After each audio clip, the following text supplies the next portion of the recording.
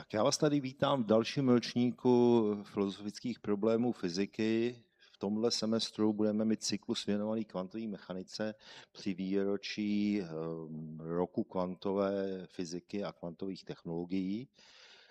No a první přednášku bude prezentovat profesor Cejnar a bude to teda o býtelných či pozorovatelných. To je oč tu běží. Tak já děkuji za pozvání do tohoto semináře a za uvedení. A teda rovnou možná přiznám celou realitu této situace. Ta skutečná přednáška proběhla někdy před 14 dny, ale z nějakých důvodů se nepodařilo nahrát její první půlku zhruba. Takže my tady teďka jsme s Pavlem sami v prázdné posluchárně, což teda tady můžu dokumentovat. Prostě nikdo tady není, jenom Pavel, ale já jsem to přeci jenom teda nevydržel a aby tady nebylo tak prázdno, tak jsem si udělal nějakého karťáka, takže aspoň jeden významný host tady je. Jak vidíte, je to Albert Einstein, tak nevím, jestli jsem to zase až úplně nepřehnal, protože budu mít z toho trému, tak to významného hosta, to je jako víc, než když je tady plná posluchárna, pochopitelně, ale tak snad něco neskazím. Tak teda k té samotné přednášce, k tomu podivnému názvu, tak nejen asi tušíte, že tady je jistá inspirace Shakespearem, být či nebýt, to je oč tu běží, ale je vlastně primárně samozřejmě půjde o kvantovou mechaniku, tak odkud se vzal ten podivný název pozorovatelné versus býtelné. Tak já tady čerpám z terminologie, kterou zavedl tento pán, je to John Bell, o kterém tady ještě uslyšíme, je to člověk, který velmi významně přispěl k našemu chápání kvantové fyziky, kvantové teorie, bude o něm řeč později. A on jednou při nějaké přednášce o kvantové fyzice napsal na lísteček svému sousedovi, kterým byl teda profesor Bertelmann, takový vzkaz, že jako opravdu nemá rád určitá slova, která se používají často v kvantové mechanice. Tady to máme words that should be forbidden in serious discussions. A teď říká slova systém, aparát, mikroskopický, makroskopický, reverzibilní, irreverzibilní, pozorovatelná, měření a taky teda říká frázi for all practical purposes. Tak jak si znalci kvantové mechaniky poznávají, že je tady, prostě jsou to slova, která se velice často používají a vlastně pořád se používají, když mluvíme o kvantové mechanice. Kvantová mechanika používá takový jakýsi newspeak, níž tato slova, která zde zazněla, hrají velmi důležitou roli. Jo? Tak rozlišujeme systém a aparát, systém a přístroj, kterým ten systém měříme. Že jo? Teď ten systém je založen na mikroskopických kvantových zákonech, zatímco ten aparát je vlastně, ten překládá ten výsledek do toho našeho makroskopického světa. A to irreverzibilním způsobem, zatímco ten kvantový systém sám je vlastně reverzibilní. Jo? A rozlišujeme, jak si mluvíme o pozorovatelných veličinách, dokonce tyhle pozorovatelné veličiny mají v té teorii tak familiární úlohu, že už jsme vypustili to slovo veličina, takže používáme jen to adjektivum pozorovatelná, jo? Podobně jako se vypustilo slovo máslo, sousloví pomazánkové máslo, už se říká jenom pomazánkové, už to víme, že to není máslo. Jo? Ale teďka to for all practical purposes, to se někdy používá prostě pro všechny praktické účely. Často se říká, když jsme v nějakých úzkých, prostě pokud jde o nějakou interpretaci toho, jak to chápat, tak jako vlastně řekneme, že ta naše interpretace je jako dostatečná pro všechny praktické účely a tudíž se nemá smysl zabývat ničím víc. Jo?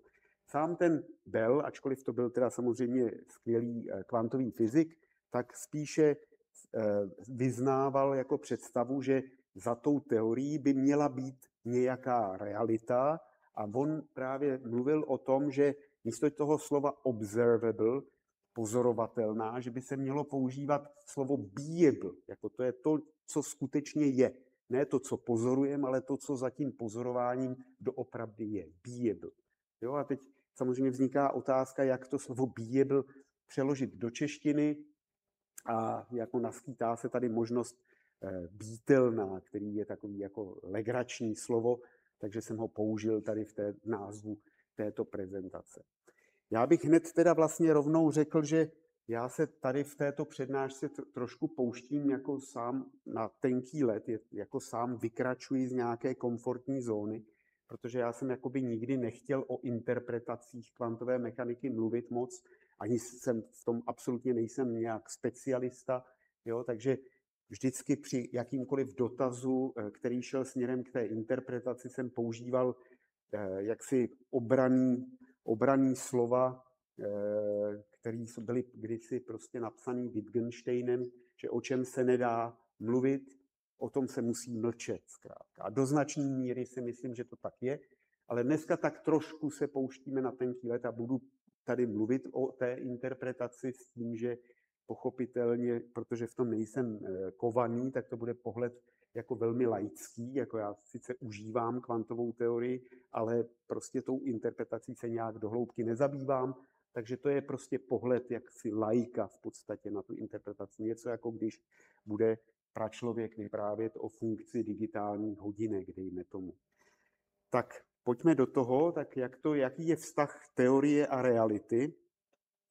Tak v klasické fyzice ten vztah teorie a reality je takový relativně bezproblémový, nebo aspoň si myslíme, že je bezproblémový, vnímáme ho tak, protože si příliš neklademe do hloubky otázku, co to ta realita je a co by ta teorie vzhledem k té realitě případně měla jako vykonávat. Takže my tak nějak věříme v té klasické fyzice, že ta matematika teorie představuje jakousi abstrakci, jako abstrakci reálných objektů, které v přírodě skutečně existují, jo, a jejich pohybových vztahů.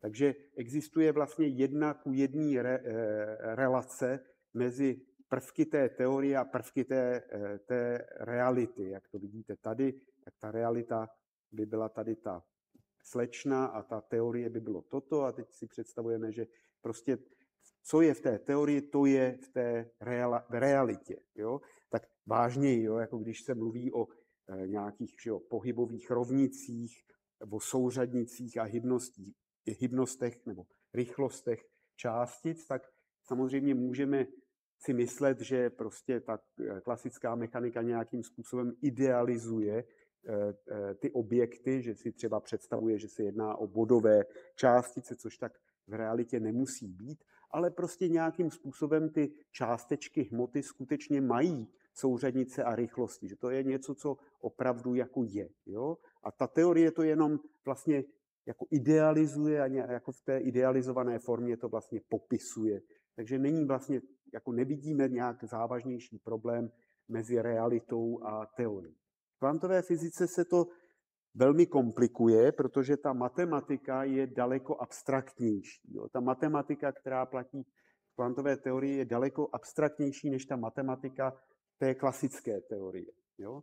Takže teorie začíná být chápána jako nástroj, pomocí něhož popisujeme pozorování, které prostě provádíme na nějakém systému. Takže vidíte, že najednou si tady začneme rozdělovat, že tohle je ten můj popisovaný systém, tohle je nějaký pozorovatel, teď tady bude mít zřejmě nějaký měřící aparát, což budou asi oči, jo, a tak dále. A teď ta teorie vlastně má za úkol nikoliv popsat jako tu realitu toho systému, ale v podstatě jen popsat jednotlivá pozorování, která na tom systému můžeme provádět. Jo?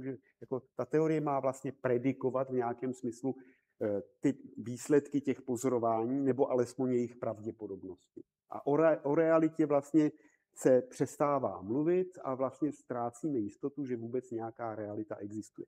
Tak to je jakoby taková prostě premisa nebo taková výchozí situace té kvantové teorie. Tak Jo, o tom se tady v této přednášce budeme bavit, jestli jako se dá jít nějak za to, jestli přeci jenom v té teorii bychom nemohli identifikovat něco jako býtelnou, to je něco, co by mělo možný status té reality, jo? Jako něco, co by se dalo považovat za skutečně, jako, že by to mohlo vlastně v nějakém smyslu existovat, že bychom si dokázali představit, že to v nějakém smyslu existuje. Jo? A uvidíme, že to je docela problém, ale v nějakém smyslu to možná jde, ale ta realita je vlastně velmi podivná, jako která vyplývá z té kvantové teorie. Tak jak to vlastně všechno začalo, tak tohle ty věci zřejmě znáte všichni velmi dobře, to se vykládá na všech možných úrovních, tak dá se jako datovat kvantová fyzika, jako dá se datovat různě, jako teď máme 100 let výročí kvantové fyziky, to ještě uvidíme, ale jako ten její skutečný počátek je už dřív. Můžeme ho položit někdy do roku 1911, 1913 nebo takhle, prostě ta 10. léta minulého století. V roce 1911 bylo vlastně zjištěno, že atomy jsou takové miniaturní sluneční soustavy, akorát, že místo, aby ty atomy držela pohromadě gravitační síla, tak jako sluneční soustavu, tak je drží pohromadě síla elektrická, která přitahuje ty elektrony ke kladně nabitému jádru. Mimochodem ty rozměrové relace, ty poměry těch rozměrů toho celého atomu a toho atomového jádra jsou skutečně podobné, jako jsou relace mezi sluneční soustavou a sluncem. Jo?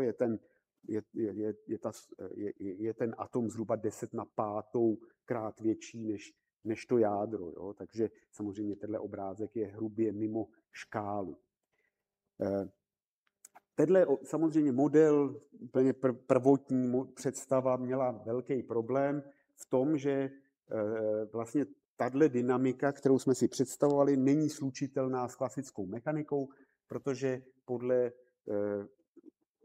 podle klasické elektrodynamiky by vlastně ty elektrony, které se pohybují po kruhových nebo eliptických dráhách, měly vyzařovat elektromagnetické záření a během velice krátké doby ztratit vlastně veškerou svou energii, takže by vlastně padaly do toho jádra.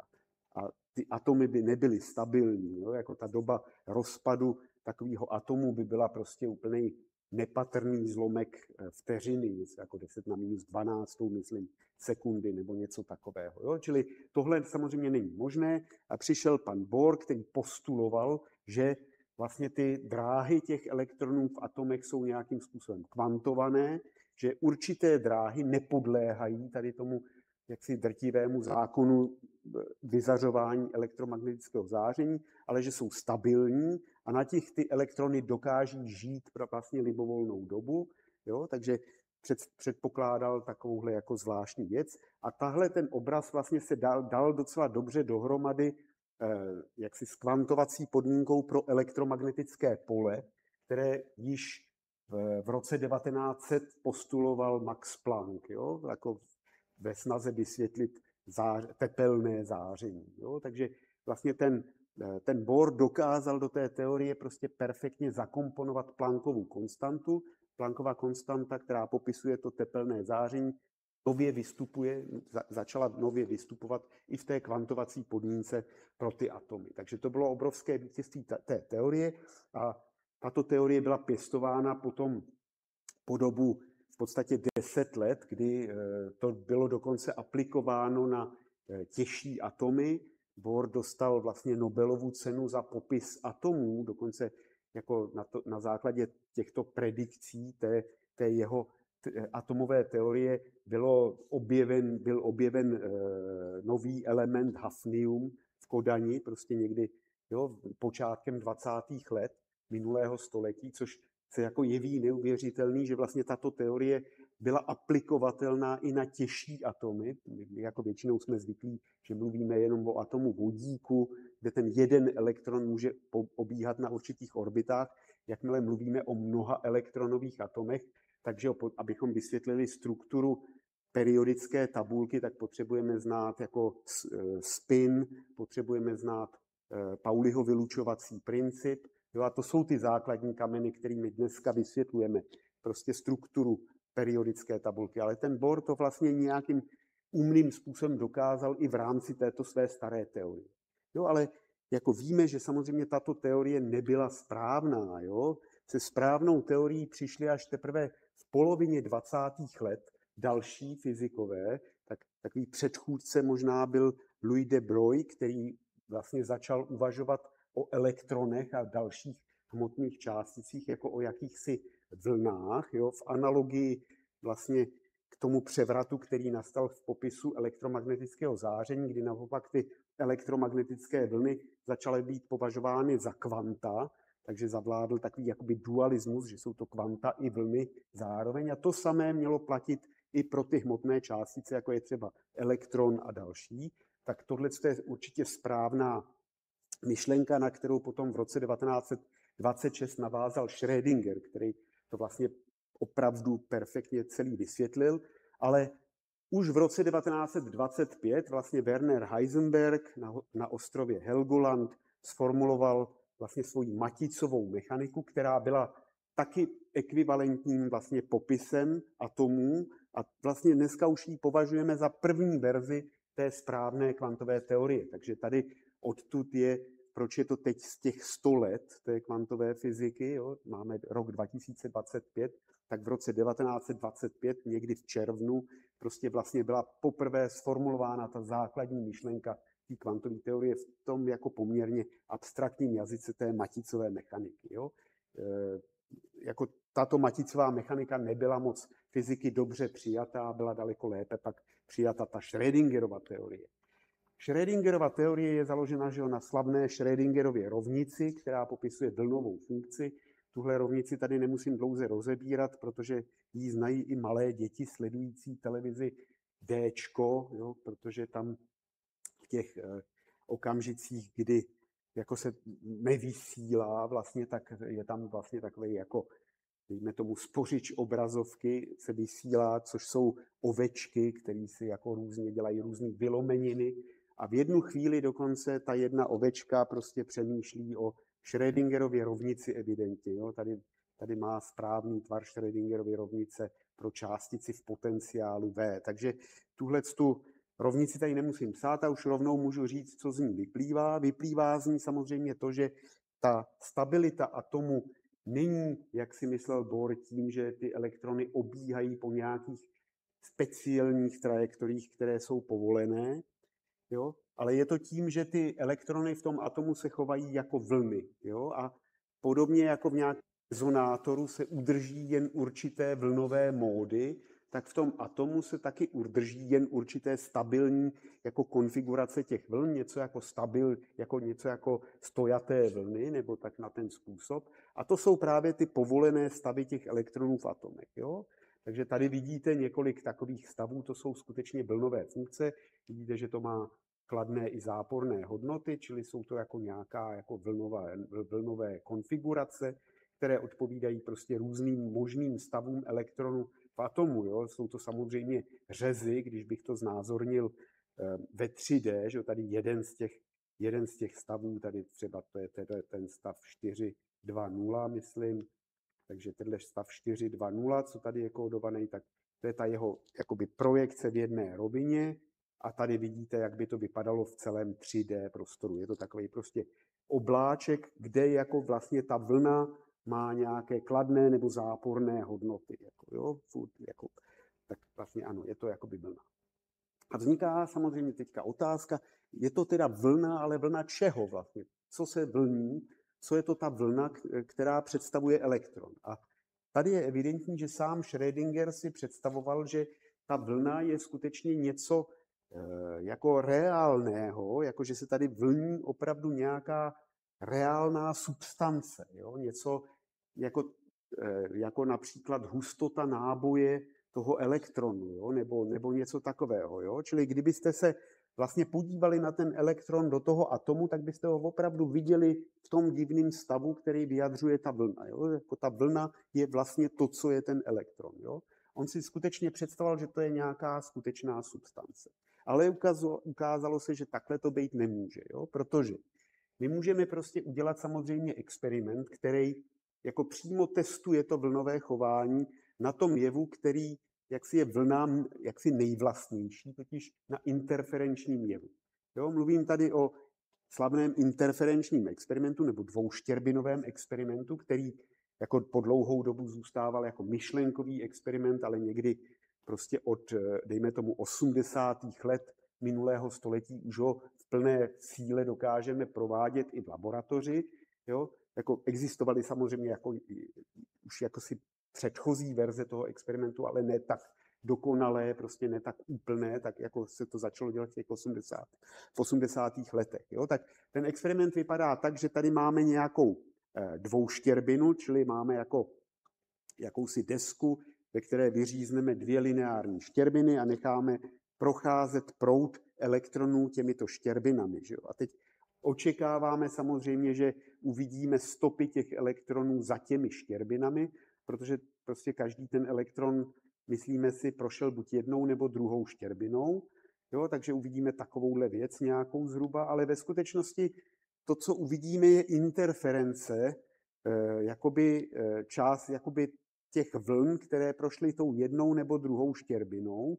Takže ty se v některých místech ty vlny buď posilují, že jo, to jsou ty světlé proužky, anebo naopak v jiných místech se oslabují, to jsou ty tmavé proužky. Jo. Takže vlastně my vidíme jako interferenci vln, ale když se na to podíváte skutečně, když takovýto experiment reálně budete provádět, tak nebudete vidět spojité dopady prostě těch vln, jako spojitou intenzitu té vlny v těch daných místech, ale budete vidět dopady jednotlivých elektronů. Jo? A to je právě to, co jako ten aspekt tohoto experimentu nebylo tak snadné jak si realizovat, jo? Nechávat ty elektrony procházet tím přístrojem jednotlivě, jak se to právě podařilo tady až na konci těch 80. let.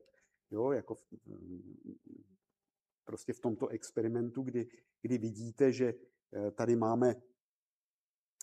máme vlastně, že prochází jako málo elektronů a pak víc a víc a víc a postupně potom vytvoří opravdu ten interferenční obrazec. Čili tyhle ty světlé proužky teďka nejsou tvořený spojitým nějakým polem, který je prostě podstatou té vlny, ale jsou to jednotlivý dopady. A jediný způsob, jak tohle vysvětlit, je, že to, co se vlní, teda není nějaká reálná substance, ale je to spíš jakési pravděpodobnost pole. Takže dneska říkáme, že vlastně ty kvantové vlny jsou vlny pravděpodobnosti, že oni vlastně nějakým způsobem prostě ovlivňují, kam ten elektron dopadne, ale ten sám elektron, pokud prostě ho chcete měřit, pokud chcete měřit jeho polohu, tak ho opravdu zaregistrujete jako bodovou částici. Jo? Tohle vlastně bylo úplně proti té představě Schrödingera, který si myslel, že sám ten elektron je prostě spojitá věc nějak, jako rozprostřená, nelokalizovaná věc vlastně v těch určitých situacích. Jo? Tak Schrödinger vlastně tomuto říkával kvantové skoky, jo? Té lokalizaci toho kvantového objektu, například toho elektronu, a vlastně někde tak trochu pod tlakem ze strany Nielse Bohra prohlásil, že jestli teda ta kvantová teorie bude pokračovat s těmito proklatými kvantovými skoky, pak lituje, že se do toho kdy vůbec míchal. Jako jo, načež samozřejmě Bohr říkal, no ale vy jste samozřejmě té teorii prokázal obrovskou službu a tak dále a tak dále. Všechno je to pravda. Jo, tady bych ještě jenom řekl, že důležitý při interpretaci tohoto experimentu je uvědomit si, že tady procházejí ty elektrony tím zařízením vlastně jednotlivě, jo? Takže jako není možné uvažovat, že ta interference nějak nastává proto, že by vlastně se ovlivňovaly elektrony, které jsou ve stejném okamžiku v té levé a v té pravé štěrbině. Jo? Protože v daném okamžiku je tam vždycky jenom jeden elektron. Jako, jo? Prostě procházejí tím zařízením jednotlivě. To znamená, že opravdu je to ta elektronová vlna, která prochází oběma štěrbinama naraz, jo, a která vytvoří vlastně tu interferenci, ale je to jenom vlna té pravděpodobnosti. Je to jenom vlna té pravděpodobnosti. Jo. Tak ale jako jestli je to jenom nějaká vlna pravděpodobnosti, tak je trošku jako to samozřejmě je jaksi docela závažný nedostatek, pokud chceme takovéto vlně přiznat nějakou reálnou existenci. To všichni jako cítíme. Ale dokonce ještě navíc jako se ukazuje, že chování této kvantové vlny je velmi silně ovlivněno vlastně nějakým kontextem nebo nějakými zdánlivě marginálními změnami uspořádání. Jo? Jako my vlastně si třeba můžeme představit, že při tom dvouštěrbinovém experimentu tady bude nějaký skrytý pozorovatel, který bude zaznamenávat, jako kterou z těch štěrbin ta částice prošla, a v tu chvíli se ty vlny, jakmile tady ten pozorovatel je, tak ty elektrony se začnou chovat jako úplně obyčejné částice a začnou vytvářet ten bezinterferenční obrazec. To, co jsme předtím očekávali. Skutečně budou dopadat proti těm stínítkům. Jo? Jako můžete si představit, že občas ten pozorovatel se dívá, občas ne, tak ty případy, ty elektrony, které projdou, když se dívá, tak ty budou vytvářet tady ty tečky na těch místech proti těm štěrbinám, a ty elektrony, kdy se on nedívá, tak budou vlastně vytvářet ten interferenční obrazec, jako ty jednotlivé tečky vlastně. Jo.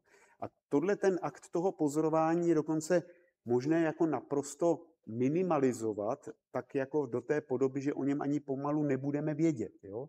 Může se stát, že prostě sem tam kolem těch štěrbin proletí nějaký třeba atom, který do sebe zapíše, jako kterou z těch štěrbin ten elektron prošel. Zapíše do sebe informaci o té dráze elektronu a někam odletí pryč do vesmíru, kamkoliv, ale bude to mít v sobě zaznamenaný. Ale dokud to v sobě bude mít zaznamenaný, tak prostě není možné, aby ty odpovídající elektrony, o nichž existuje záznam o té dráze, aby vytvářely ten interferenční obrazec. Jo? Čili vlastně jako i takto nepozorované měření, jakoby měření v uvozovkách, to měření provede bez vědomí jakéhokoliv pozorovatele ten sám atom, tak vlastně dokáže zničit ten interferenční obrazec. Jo? Čili vlastně ty tečky, který při nichž prostě došlo k tomu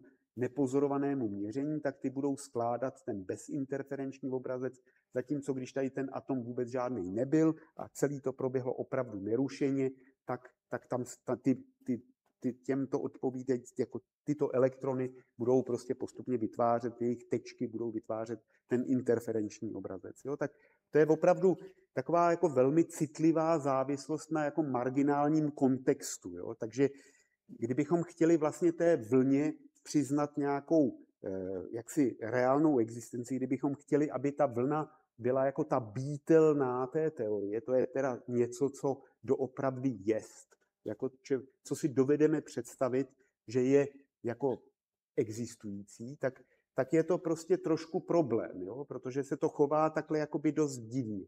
Jednak jsou to vlny jenom pravděpodobnosti a druhak se nechávají ovlivnit prostě takovejhlema marginálníma změnama toho uspořádání, se někdy říká jako kontext toho měření, jo? Který je zdánlivě naprosto nepodstatný. Jo? V klasické fyzice to nehraje prostě roli, ale tady najednou je to naprosto zásadní. Jo? Jako taková to nicotná věc, která se změní v tom uspořádání, to zcela ovlivní. Takže v tomhle duchu se někdy právě mluví o vlastně komplementaritě, jo?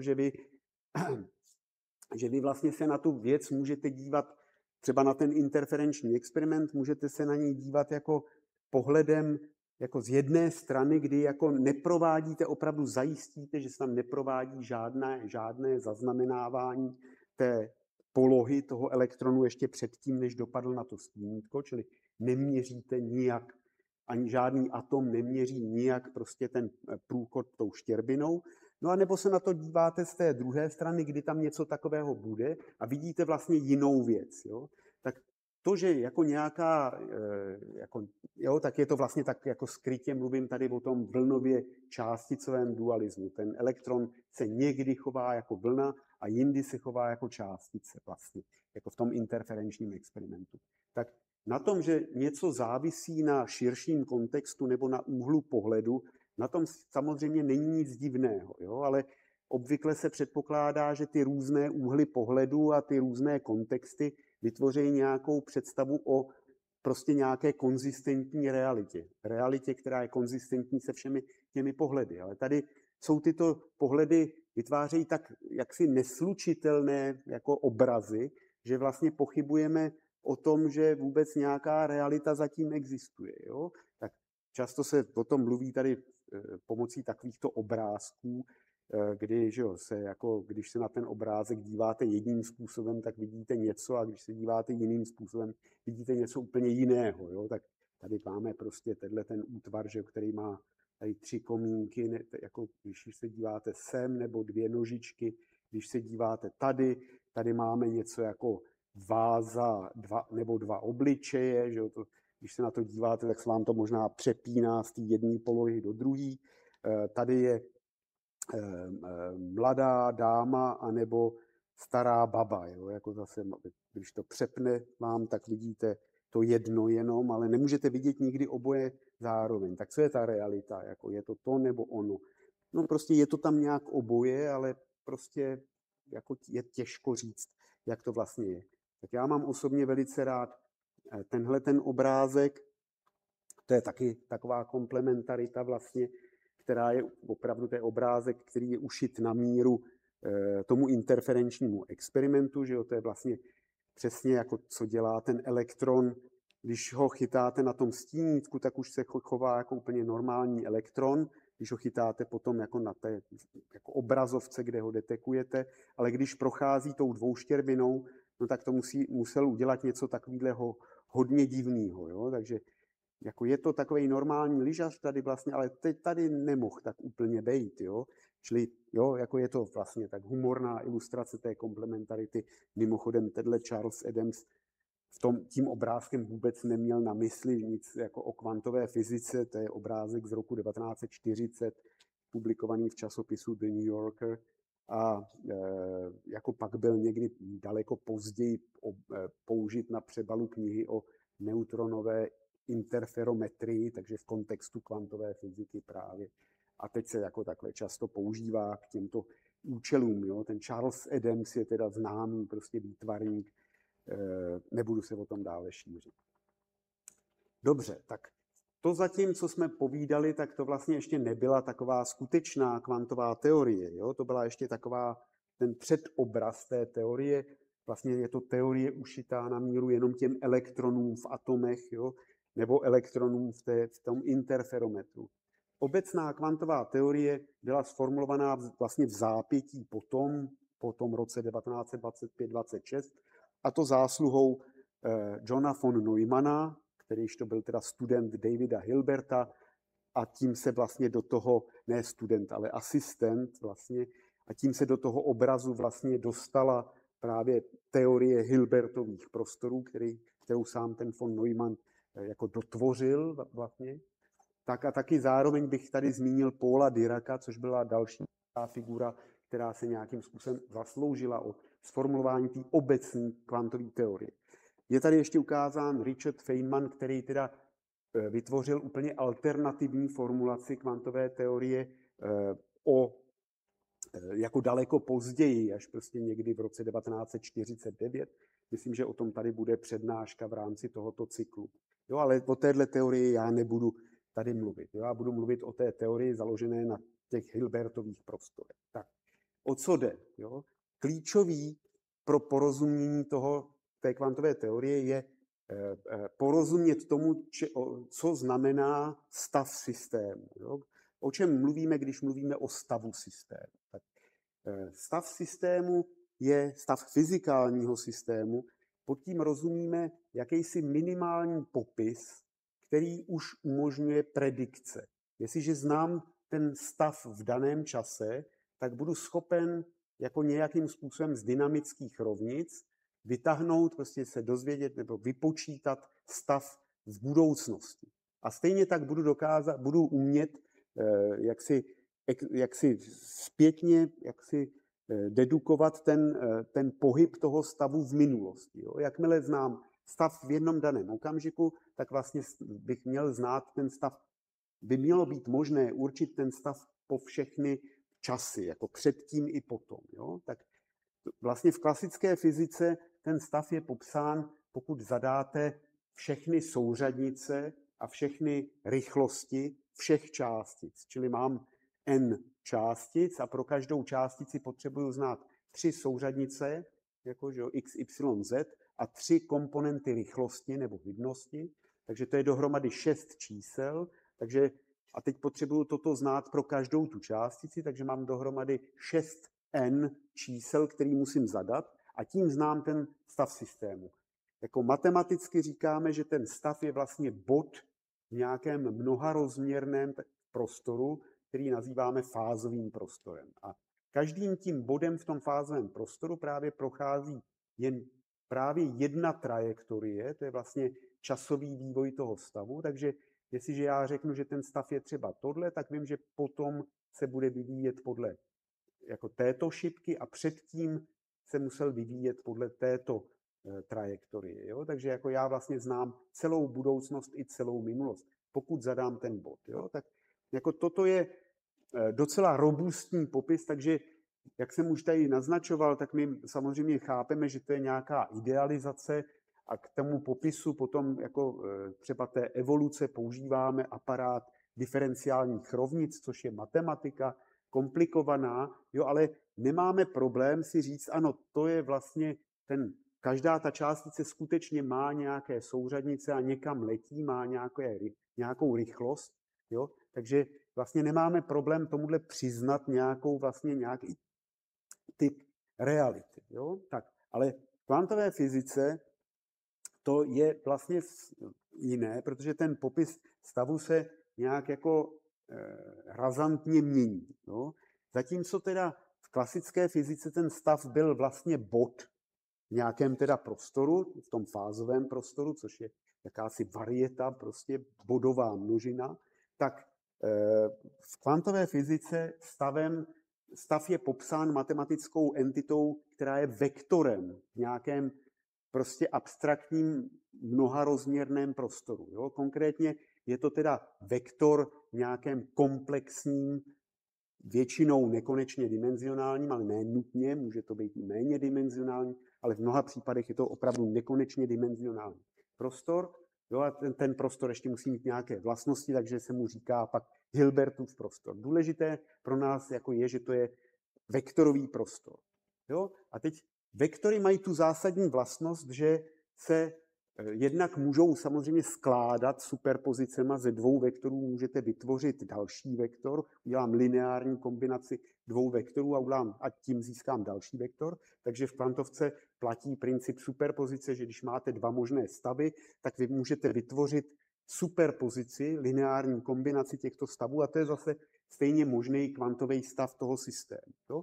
Ale taky to můžu říct jinak, že vektory mají tu zásadní vlastnost, že se vlastně překrývají vzájemně, že ten jejich překryv je daný vlastně projekcí toho daného vektoru, toho jednoho vektoru na ten druhý. Jo? Tady mám třeba příklad, že mám nějaký vektor psí, tady jsem měl ty souřadní osy a já teda řeknu, že tohle je stavový vektor psí, který teďka má nějakou projekci na ten vektor podél osy x a má taky projekci na ten vektor podél osy y.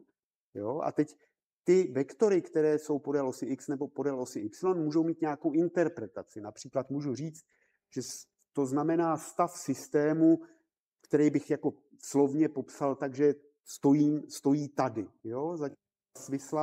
Svislý vektor, to je zase stav systému, stojí tam v úvozovkách. Jo? A tenhle vektor, ten psí, který je vlastně reálně superpozicí těchto dvou vektorů, tak má vlastně překryv s oběma těmito vektory. Jo? A v tom právě spočívá ta kvantová neurčitost, že já nedokážu vlastně říct, jestli ten stav, který je popsán, nebo jestli ten systém, jehož stav je popsán tím vektorem psí, stojí tady nebo stojí tam. Já dokážu říct jenom pravděpodobnosti, s jakou ten systém naleznu tady nebo naleznu tam. Jo? Takže jestliže vlastně ta pravděpodobnost je daná jakoby tou projekcí, jako jo, dejme tomu, že si budu představovat, tohle je samozřejmě zjednodušený obraz, protože jsem říkal, že ten prostor je komplexní především, jo, takže to tady nemůžu v tomhle znázornění ukázat. Jo, a taky prostě tady beru jenom zjednodušení, že mám dimenzi 2, jako dvourozměrný prostor, ale jako je to na tom snad trochu vidět. Takže ta projekce toho vektoru psi na ty jednotlivý vektory stojí tady, stojí tam, to je vlastně, když by tady bylo 45 stupňů na tomhle obrázku, tak ta projekce by byla 1 / odmocněna ze 2, jako na obě strany, pokud tenhle vektor psi by byl normalizovaný a měl by jako délku 1, což předpokládáme, tak vlastně kvadrát této projekce představuje pravděpodobnost, že při nějakém měření identifikuju ten stav s tím, že teda to je jako něco, co stojí tady nebo stojí tam. Takže obě ty alternativy mají prostě pravděpodobnost 1/2. Jo, čili ten stavový vektor jak si inherentně obsahuje tu kvantovou neurčitost v tom, že se překrývá s jinými vektory. Prostě. S libovolnými jinými vektory, který si v tom prostoru můžu vymyslet. Jo, a s těmito stavy, které teda odpovídají těmto jiným vektorům, si tenhle daný stav můžu splést. Jo? To psí si můžu splést se stavem stojí tady nebo stojí tam s těma příslušnýma pravděpodobnostma, ale můžu si ho splést i s mnoha jinýma stavama. Jo? Tak já tady budu vždycky volit jaksi alternativy, prostě alternativní výsledky měření, které jsou takový, že jsou vlastně ty jejich stavové vektory jsou kolmý vzájemně, tudíž ty na sebe nemají žádný překryv, takže já si nikdy nemůžu splést stav stojí tady se stavem stojí tam. Že překryv stojí tady ze stojí tam je 0. Jo? Ta projekce na ten druhý vždycky kolmý vektor je nulová. Jo? Ale v tom prostoru já si můžu jako položit nekonečné množství takovýchhle bázových stavů. Tak například teď jsem si vymyslel nějakou pootočenou bázi a dejme tomu, že tato báze představuje stavy, kdy ten systém letí doprava nebo letí doleva. Jo? A zase teď budu měřit překryvy toho stavu psí s těma dvěma bázema. Jo? A takto si můžu nabrat jako libovolný, jako nekonečné množství různých bází v tom prostoru. A to jsou vlastně různé typy otázek, které můžu položit tomu systému. Jo? Já se ho můžu ptát, jako kde seš, v jakém seš místě. Tak to bylo to stojí tady nebo stojí tam. Ale nebo se ho taky můžu ptát, jako kam letíš. A jo, to je typ otázky a zase dostanu nějaké odpovědi, které budou daný, prostě jejich pravděpodobnosti budou daný tím překryvem toho vektoru psí s těma příslušnýma bázovejma vektorama tady. Jo? Takže jako tady teďka jako ve finále jsme tady na tomhle posledním obrázku nacházíme tu soustavu, ve který ten stav psí skutečně interpretujeme jako nějaký stav, jo, kdy jsem si zvolil nějakou bázovou soustavu, která bude třeba znamenat, jestli ten systém jódluje nebo trilkuje a vidíme, že ten můj vektor psí jako prostě zrovna jaksi je ten samý vektor, jako je bázový vektor jódluje. Jo? Takže ano, to psí vlastně představuje systém, který jódluje. Jo? Ale teď já samozřejmě můžu se zeptat, jako já tomu systému můžu klást otázku, že jo? Jako všechny tyhle otázky se můžu zeptat, a i když my jsme identifikovali ten systém s tím, že to je vlastně systém, který jódluje, tak já se ho můžu zeptat, jestli teda kam letí, a přitom jako v tom okamžiku, jestli jako když se zeptám, jako kam letí a dostal jsem tu odpověď, že letí doprava, tak vlastně ten stavový vektor se musí změnit, musí se vlastně zredukovat do toho stavu, že letí doprava. Jo? To je z důvodu toho, že vlastně my máme nějakou představu, že je možné provádět něco jako ideální měření a ideální měření by mělo mít tu vlastnost, že když ho provedu dvakrát bezprostředně po sobě, tak bych měl dostat ten stejný výsledek. Jo?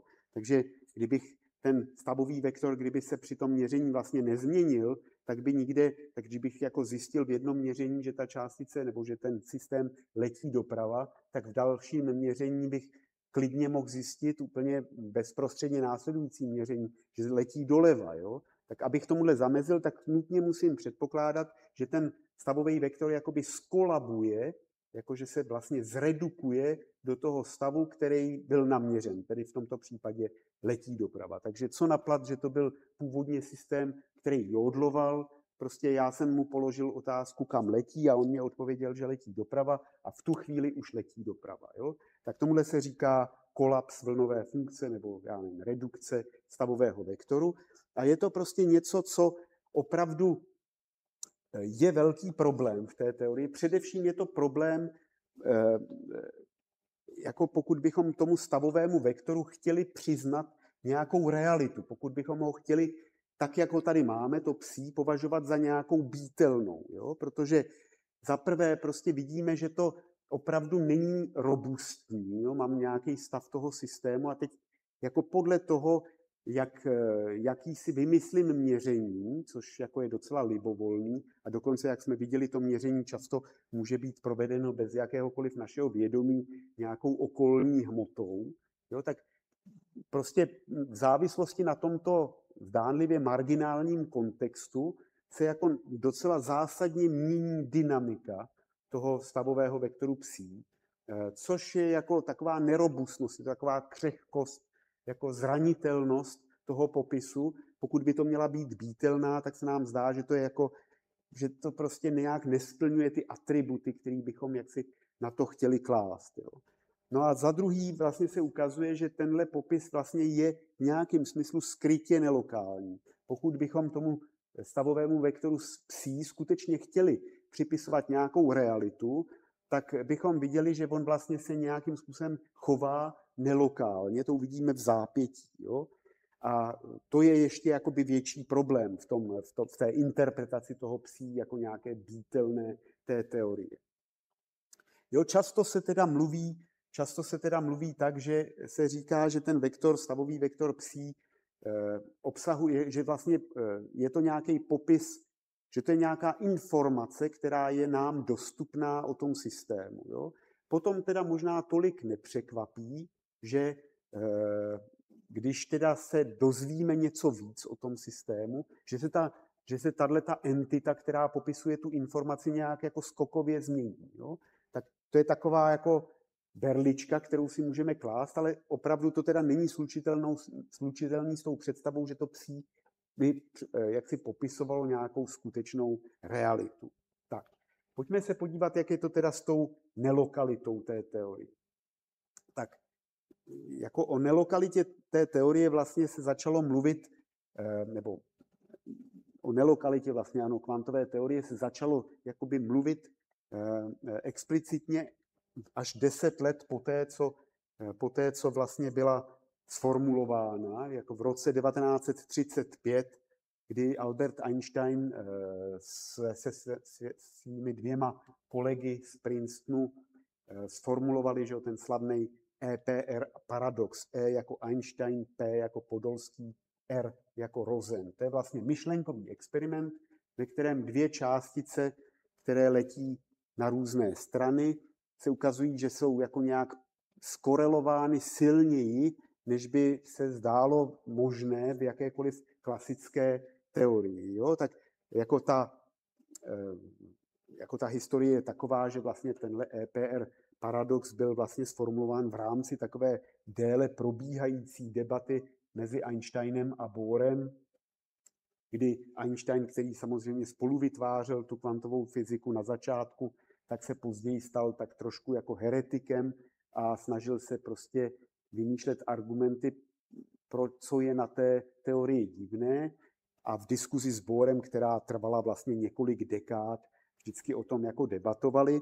Bohr zpravidla přišel s nějakou odpovědí, která teda ten Einsteinův pohled jaksi vyvracela, ale v tomto případě skutečně ten Einstein se s těmi dvěma kolegy trefili do černého, protože opravdu našli vlastnost kvantové teorie, která je skutečná, jo, a která vlastně platí. A oni vlastně si ji první povšimli. Jo. A tou vlastností je vlastně kvantové provázání. Jo. Kvantové provázání je pojem, který byl jako i hned po tom EPR článku jaksi vymyšlen Erwinem Schrödingerem. On skutečně i dokonce prostě přišel s tím názvem entanglement. Jo, a to je něco, co prostě do dneška považujeme za vlastně tu hlavní zvláštnost kvantové fyziky a taky vlastně je to dneska jako chápáno jako ten nejpodstatnější zdroj pro možný nějaký jaksi aplikace kvantové fyziky prostě v informatice, v kvantovém počítání a tak. Jo? To je vlastně opravdu to kvantové provázání je tam naprosto zásadní. Takže ten Einstein, nechci ho tady líčit jako nějakého prostáčka, kterýmu se nelíbila kvantová teorie. Nakonec tady nemůžu ani jako o tom tak mluvit, když tady je v tom auditoriu. Einstein vlastně, jako i když v tomto případě se mýlil v tom, že prostě ten jeho experiment nevylučuje kvantovou mechaniku, nějaký nevyvrací, ale prostě ten Einstein vlastně v tomhle se jako trefil do černého v tom smyslu, že objevil tu jednu z těch nejzávažnějších vlastností kvantové fyziky. Tak, pojďme se podívat, jak to vlastně je. Tak já ten paradox EPR tady prostě budu prezentovat jaksi ve formě, ve kterého teda ten Einstein, Podolský, Rosen sami neprezentovali, ale je to formulace, se kterou přišel o něco později David Bohm. Tak představme si, že máme ty dvě částice, které každá nese nějaký spin, jako kvantovou jako vnitřní rotaci. A my víme, že ta kvantová rotace, vnitřní moment hybnosti té částice je vlastně umožňuje prostě pro částice se spinem 1/2 jenom 2 možné projekce v daném směru. Takže například do osy Z ten spin může být orientován jen paralelně s tou osou nebo antiparalelně. Tak to jsou ty 2 šipečky. Jo? Takže my máme možný stav toho systému, kdy teda ten elektron vlevo je orientován nahoru, up, a ten elektron vpravo je orientován dolů, down. Jo, tak to by byl jakoby vektor na této ose. A pak máme taky možnost, že teda je to obráceně, že ten elektron vlevo je dolů a ten elektron vpravo nahoru. A teď uděláme jakoby takovouto zvláštní superpozici. Zase jsou tady koeficienty 1/odmocněna ze 2, ale u tohohle stavu jako down up je to ještě se znaménkem mínus. Čili mám takovejhle vektor. Jo. Tenhle stav, který je takto jako popsán, má jako jednu zvláštnost, teda, že vypadá úplně stejně v každé soustavě, jako když budete rotovat ty polarizační soustavy, ve kterých měří ty 2 pozorovatele, čili ten pozorovatel tady v tomhle případě Bohr, který je na straně té jedné částice, a tady Einstein, který je na straně té druhé částice, když budou měřit v mírně pootočených soustavách, čili když místo těchto šipek dolů a nahoru budeme dávat jako skloněné šipky, ale jako jedna bude mířit na jednu stranu a druhá na druhou a na té druhé ose to bude přesně naopak, tak ten stav bude vypadat úplně stejně, jo? Protože to je vlastně stav, který popisuje systém, který má celkový moment hybnosti 0, jak prostě se ukazuje v kvantové mechanice, a takovýto stav je prostě invariantní vůči všem rotacím. Takže vy, když budete prostě popisovat tento systém v libovolně zrotované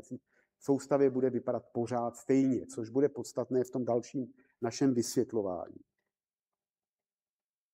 Tak provázanost takovéhoto stavu spočívá v tom, že jak si tady na tomhle obrázku jako vidíte, tak existuje samozřejmě tenhle stav psí, který popisuje tu dvojici částic, ale kdybyste chtěli popsat tu jednotlivou částici, třeba tenhle elektron, který letí k Bohrovi, nebo ten druhý, co letí k Einsteinovi, tak to nejde. Ten nemá vlastní stav, protože právě tento stav, který je tady napsaný, se nedá faktorizovat, nedá se napsat jako součin 2 stavů. Jo? Tak to je právě ta definiční vlastnost kvantového provázání. Jo? Tak že vlastně existuje stav té dvojice, ale neexistuje stav těch jednotlivých částic. A teďka využijeme tak dobře, teď si jako představme, že teda ten experiment provádíme v nějakém kosmickém měřítku, kdy ty částice lítají prostě hodně daleko od sebe, třeba na opačné konce galaxie. A teď tady na jednom konci galaxie je jeden pozorovatel, teď mu budeme říkat tomu pozorovateli Alice a na druhém konci je druhý pozorovatel Bob. Tak pokud oni mají nastavený ty přístroje přesně stejně a měřejí podél zetové osy tu projekci spinu, tak z toho, jak ten stav byl zapsaný, je jasný, že pokud Alice změří stav nahoru toho spinu, tedy orientaci spinu nahoru, tak Bob musí změřit dolů, a pokud Alice naopak změří stav spinu dolů, tak Bob musí změřit nahoru. Proč? No, protože když se podívám na tenhle stavový vektor, který jsme tady měli předtím, tak pokud vlastně ta Alice provedla to měření, že jako jí vyšlo, že ten její spin je nahoru, tak tím se vlastně ten stavový vektor musel zprojektovat do té jedné osy, která odpovídá této alternativě, protože ta druhá osa je s ní neslučitelná. Jo, takže vlastně se stalo něco jakoby nelokálního, pokud byste předpokládali, že ten stavový vektor je něco reálného, tak se jako stalo něco, že se vlastně obou těch částic díky tomu měření Alice jako vyprojektoval vlastně do toho jednoho možného stavu. Takže v tu chvíli vždycky, když ona pozoruje spin na jednu stranu, tak Bob musí pozorovat spin na druhou stranu. Jo? Ale dokonce, jako vy teď můžete využít té invariance toho stavu při těch rotacích, takže to můžeme udělat ještě divnější, že vlastně ta Alice si může vymyslet, teprve když ten elektron vyletěl, a teď už jako nebo ta dvojice těch částic vyletěla a už jsou na cestě k ním, tak ona se může teprve rozhodnout, v jaké vlastně polarizační soustavě bude měřit. A vlastně, ať bude měřit v jakékoliv soustavě, tak vždycky to Bobovo měření provedené v té stejné soustavě by muselo dopadnout přesně naopak. Jo? To je důsledek té invariance toho stavu vůči rotacím. Jo? A tím vlastně, když byste chtěli předpokládat, že teda ta vlnová funkce je cosi reálného, nebo ta superpozice těch dvou stavů, ten stavový vektor psí, tak byste vlastně řekli, ano, to měření polarizace Alicí, vlastně ten výběr její polarizační soustavy, ve který bude měřit, jako mění stav, který pak má ten Bob. Jako, jo? Není tam, je tam jako, ano, bude tam korelace těch měření, ale je tam vlastně, pokud teda chcete to popisovat na úrovni nějaké bítelné, tak by tam vlastně byla jako jaksi nelokální změna toho systému. Jo? Tak, a tohle je nepochybně prostě problém, který bychom měli, když bychom tomu psí chtěli přiznat nějakou skutečně svébytnou realitu. Tak dokonce, že jo, víme, že můžeme to tahnout dál, můžeme si představit, že ta Alice ani žádný měření neprovedla, ale že to za ní provedl zase nějaký atom, který náhodou letěl kolem a zapsal do sebe ten stav. Jo. Tak navíc prostě, když teda máte takováto měření, tak se jako dá velmi snadno ukázat, že jako tady ten popis, kdy jakoby Alice kolabuje tu vlnovou funkci pro toho Boba, jako nemůže být platný ve všech soustavách, jo, protože jako ten kolaps té Alice, pokud bychom, dejme tomu, to měli takto, jo, že ty dva elektrony vyletěly někde tady a pohybují se téměř rychlostí světla, takže letí prakticky po světelném kůželu, tady v tomhletom diagramu, tak dejme tomu, že tady došlo k měření té Alice a tady dojde potom později k měření toho Boba, tak je jasný, že tyhle dvě události jsou mimo časoprostorový kůžel, neměly by spolu mít žádnou jako kauzální relaci a je dokonce možný, že v jiné inerciální soustavě, například v rychle letící raketě, kolem toho se vlastně jejich pořadí otočí, že vlastně ten Bob bude měřit dříve než ta Alice. Jo? Jako z té rakety to tak bude vypadat. Takže jako z tohohle hlediska by Bob vlastně prováděl ten kolaps té vlnové funkce na té straně Alice. Jo? To je prostě divný. Jako z hlediska všech předpovědí je to vlastně opravdu úplně jedno. Dá se ukázat, že ta kvantovka jako jí je vlastně úplně jedno, kdo provede ten kolaps. Záleží prostě jako v té dané soustavě to bude vždycky prostě konzistentní a nedostanete se do problému, když to budete popisovat z hlediska různých soustav. Jo, dokonce kvantová fyzika i ukazuje, že tady to podivné, jakoby okamžité, strašidelné působení na dálku se nedá využít k žádnému šíření informace jaksi nadsvětelnou nebo snad dokonce nekonečnou rychlostí. Jo, prostě to nejde, nemůžete, ta Alice si s tím Bobem tímto způsobem nebude schopna posílat žádné zprávy, to je prostě jako jednoduchý závěr kvantovky, takže z hlediska té striktní kvantovky je všechno v pořádku, nicméně pokud byste chtěli tomu psí připsat nějakou realitu, tak je to trošku prostě problém. Tohle to jako není pěkná vlastnost, kterou bychom chtěli v té teorii mít. Tak, my chceme vítelné. Jo, nedalo by se to teda přeci jenom udělat nějak tak, aby fakt existovaly v té kvantové teorii nějaký býtelný? Tak ano, takovýhle pokusy byly, tak jako už v 50. letech David Bohm sformuloval teorii, takzvanou teorii pilotní vlny, dneska se tomu říká teorie pilotní vlny, která vlastně jako nějakým způsobem vystihuje, jako pracuje jako s býtelnýma, v podstatě se liší jen velmi málo od klasické mechaniky v tom smyslu, že předpokládá, že částice mají nějaké trajektorie, ale zároveň reflektuje to, že musí nějak interferovat. Takže tato teorie předpokládá to, že nějaká vlnová funkce, jako kterou teda spočteme, jako naviguje ty částice, že vlastně ta vlnová funkce jako generuje nějakou dodatečnou sílu, která na ty částice působí. Takže tady máte například obrázek, jak by v této představě vypadal dvouštěrbinový experiment. Jo? Tady máme ty dvě štěrbiny a teďka tohleto jsou opravdu nějak vypočtené trajektorie těch částic pomocí té teorie pilotní vlny. A vidíte, že ty částice i ve zcela volném prostoru nějak takhle jako kličkujou a zahejbají. A to je proto, že jsou tam vlastně navigovaný tou interferující vlnovou funkcí. Jo? Tou interferující pilotní vlnou, která tam má ty interferenční nějaké věci.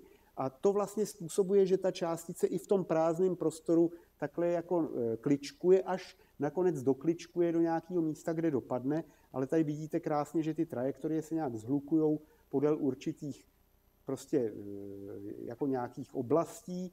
A to jsou právě ty oblasti, kde pozorujeme ta maxima toho interferenčního obrazce. Čili opravdu každá ta částice udělá jednu tu tečku, prostě tady nemáme problém s žádnou dualitou, prostě všechno funguje. Jo? Tak zdá se, že tohle je pěkný, ale, tak jakmile byste se tímto způsobem snažili vysvětlit ten EPR experiment, ten Einstein-Podolský-Rosen experiment, tu dvojici spinových částic, tak zjistíte, že máte problém. Ta teorie to nějakým způsobem je schopna zachytit, i když podle mýho velmi těžkopádně. Jo? Tak prostě je problém trošku tam vlastně popsat ten spin té částice nějak jako v rámci téhle teorie. A to, že jako vlastně tak, jo. Ale vlastně v zásadě se s tím nějak dá vypořádat.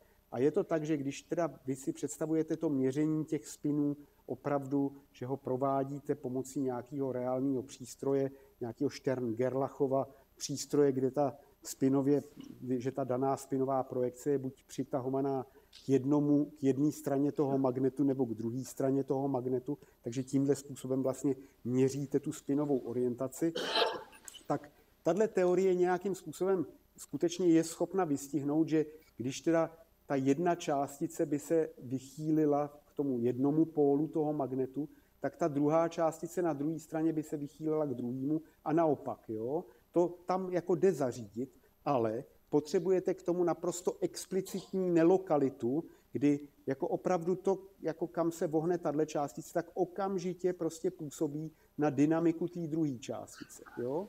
Která teda začne zahýbat na tu druhou stranu. Jo? Ono napřed nemusí být, tady je právě dost těžký jako zahrnout jakoby do toho popisu ten spin, ale vy si můžete představit, že ty částice, jakože v nějaké části třeba toho magnetu, že se začnou vychylovat nahoru a v nějaké části dolů, jo, ale pokud se začnou vychylovat nahoru, tak v tu chvíli vlastně pomocí nějaký okamžitého působení, ta síla jakási, ta bohmovská síla v tu chvíli okamžitě na dálku, jak ve staré newtonovské teorii gravitace, působí prostě na tu druhou částici a vychýlí ji dolů. Jo? Takže toto je skutečně strašidelné působení na dálku. Jo? Čili tato teorie má ten problém, že fakt není lokální. Pokud ji chcete dělat pro více než jednu částici, tak vždycky prostě ta částice 1 bude okamžitě působit na tu částici 2 a naopak. Jo? Prostě ta teorie je explicitně nelokální.